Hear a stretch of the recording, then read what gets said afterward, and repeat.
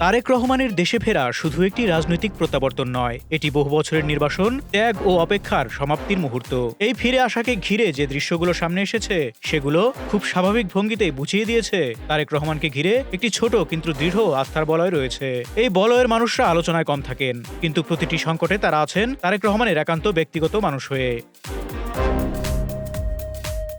ফেরার দিন মঞ্চ থেকে নামার সময় একটি ছোট্ট দৃশ্য সামাজিক যোগাযোগ মাধ্যমে দ্রুত ছড়িয়ে পড়ে। তারেক রহমান একটি ব্যবহৃত টিস্যু তার পাশে থাকা একজনকে দেন। তিনি সেটি ফেলে দেননি, বরং যত্ন করে নিজের পকেটে রেখে দেন। রাজনীতির কঠিন বাস্তবতায় এমন দৃশ্য বিরল। যাকে এভাবে দেখা গেছে তিনি নুরুদ্দিন আহমেদ অপু, তারেক রহমানের একান্ত সচিব। শরীয়তপুরের গোসাইরহাট উপজেলার কোদালপুর ইউনিয়নের সন্তান অপু ছাত্রদল রাজনীতি থেকে উঠে আসা একজন পরীক্ষিত কর্মী। 2018 সালের জাতীয় সংসদ নির্বাচনে শরীয়তপুর 3 আসনে বিএনপির প্রার্থী ছিলেন তিনি। নির্বাচনের ঠিক আগ মুহূর্তে হামলার শিকার হয়ে মারাত্মক আহত হন অপু।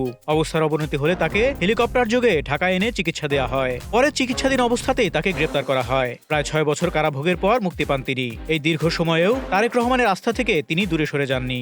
আসন্ন ত্রয়োদশ জাতীয় সংসদ নির্বাচনে একই আসনে বিএনপির মনোনয়ন পাওয়াই তার প্রমাণ।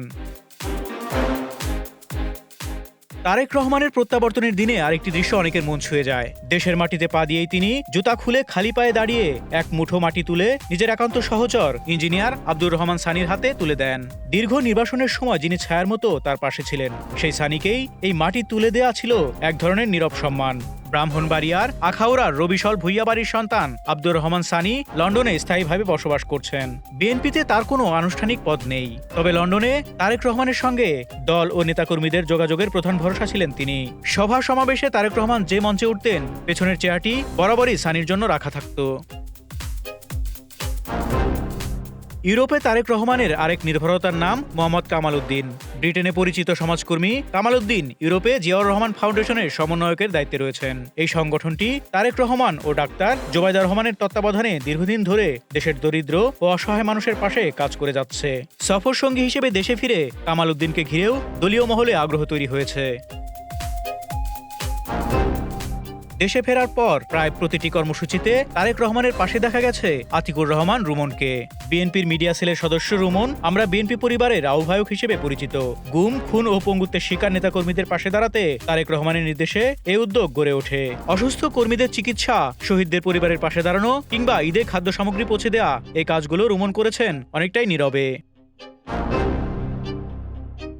নিরাপত্তার প্রশ্নে তারেক রহমানের সবচেয়ে বড় ভরসা অবসরপ্রাপ্ত brigadier general doctor AKM Shamsul Islam. ময়মনসিংহের নান্দাইল উপজেলার এই সন্তান একজন অভিজ্ঞ নিরাপত্তা বিশ্লেষক, আন্তর্জাতিক প্রশিক্ষণপ্রাপ্ত এই সাবেক সেনা কর্মকর্তা জাতিসংঘ শান্তিরক্ষা মিশন সহ বিভিন্ন গুরুত্বপূর্ণ দায়িত্ব পালন করেছেন। বর্তমানে খালেদা জিয়া ও তারেক রহমানের সার্বিক নিরাপত্তার দায়িত্বে রয়েছেন তিনি। সব মিলিয়ে তারেক রহমানের চারপাশে থাকা এই মানুষগুলো খুব স্বাভাবিকভাবেই এক ধরনের আস্থার সম্পর্ক গড়ে তুলেছেন। কেউ দীর্ঘদিন নির্বাসনে সঙ্গী হয়েছেন, কেউ কারাভোগ করেছেন, কেউ নীরবে সংগঠন গড়ে তুলেছেন, আবার কেউ আড়াল থেকে নিরাপত্তার দেয়াল তৈরি করেছেন। আলোয় নয়, ছায়াতেই তাদের ভূমিকা, আর সেখান থেকেই তৈরি হয়েছে তারেক রহমানকে ঘিরে থাকা শক্ত এই বলয়। Desk report, Dhaka express.